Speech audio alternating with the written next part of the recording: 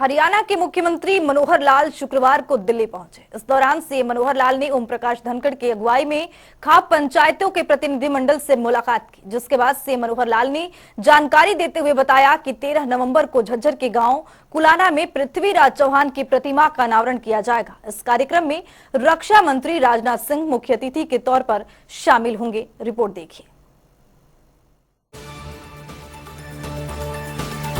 हरियाणा के मुख्यमंत्री मनोहर लाल शुक्रवार को दिल्ली पहुंचे। इस दौरान सीएम मनोहर लाल भारतीय जनता पार्टी के प्रदेशाध्यक्ष ओम प्रकाश धनखड़ की अगुवाई एक प्रतिनिधि मंडल ने उनसे मुलाकात की, जिसके बाद सीएम मनोहर लाल मीडिया से रूबरू हुए और मुलाकात के बारे में जानकारियां दी। सीएम ने कहा कि आगामी 13 नवंबर 2022 को राज्य के जिला झज्जर के गाँव कुलाना में पृथ्वीराज चौहान की प्रतिमा का अनावरण किया जाएगा। इस मौके पर देश के रक्षा मंत्री राजनाथ सिंह मुख्य अतिथि होंगे। देखिए, हमारे जो मुख्य जितने नागरिक खापों के प्रधान इसमें बहुत से वो भी साथ थे। अलग अलग विषयों को लेकर के चर्चा उन्होंने की है। उसमें मूर्ति प्रतिमा किसकी? पृथ्वीराज चौहान जी की प्रतिमा कुलाना गांव के अंदर 13 नवंबर को अपने देश के रक्षा मंत्री श्री राजनाथ सिंह जी जाएंगे। मैं भी वहाँ जाऊँगा, तो वो उनका एक निमंत्रण था, वो मैंने स्वीकार किया है। इसी प्रकार से उनकी ओर से कुछ हिंदू मैरिज एक्ट में कानून में परिवर्तन करने की बात कही गई है।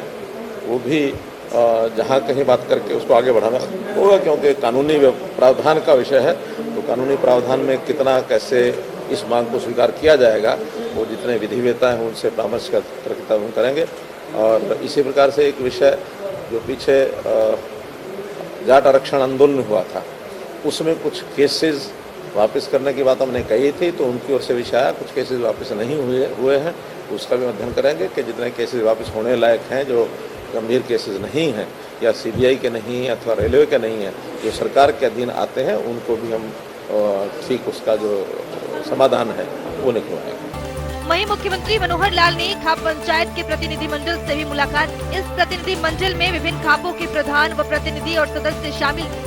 मुख्यमंत्री मनोहर लाल ने कहा कि इन खापों के प्रधानों के साथ अलग अलग विषयों पर चर्चा हुई। इसमें एक विषय हिंदू मैरिज एक्ट में संशोधन करने का था, जिसमें विधिवेताओं से परामर्श करके आगे बढ़ाया जाएगा, क्योंकि एक कानूनी मसला है। दूसरा विषय जाट आरक्षण आंदोलन के दौरान दर्ज किए गए मामलों का था, जिस पर हमने राज्य के अधीन आने वाले मामलों को वापस लेने का निर्णय लिया था। उनमें कुछ मामले लंबित हैं, जिनको वापस लेने के लिए अध्ययन किया जाएगा।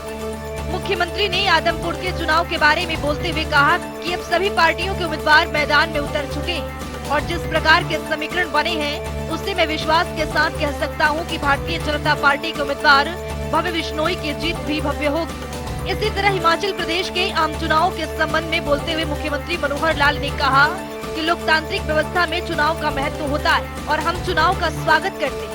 उन्होंने दावा करते हुए कहा कि हिमाचल प्रदेश में भी भारतीय जनता पार्टी की सरकार दोबारा से बनेगी। हरियाणा की मनोहर सरकार राज्य स्तर पर महापुरुषों की जयंतियां मनाते आ रही, ताकि प्रदेश के युवाओं को महापुरुषों की जीवन गाथा से प्रेरणा मिल सके। जनता टीवी के लिए दिल्ली से स्पर्श शर्मा की रिपोर्ट।